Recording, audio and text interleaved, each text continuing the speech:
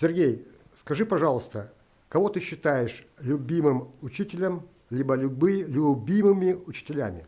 Ну, конечно, у меня самая любимая ученица, это моя ученица по живописи, Лидия Алексеевна Самокиш, которая не просто привела любовь к живописи, она рассказала о том, что, в общем-то, настоящий живописец – это человек культурный, человек образованный, который занимается живописью не только чтобы показать техническое совершенство и приемы. Это главное, чтобы рассказать о жизни и, в общем-то, с помощью живописи, ну, каким-то образом, наверное, и повлиять на восприятие искусства и культуры.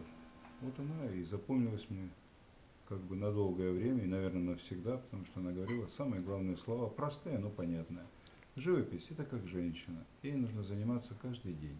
Если вы перестанете ей заниматься, она уйдет к другому. Спасибо. Представьтесь, пожалуйста, вы рассказывали про кого и где это было и когда. Рассказываю про свою любимую ученицу Лидию Алексеевну Самокиш, которая учила меня в художественном училище, учила меня живописи. А сегодня она живет в Париже, вот, и поэтому рассказ был про нее. Художественное училище где? Художественное училище города Краснодара. Благодарю.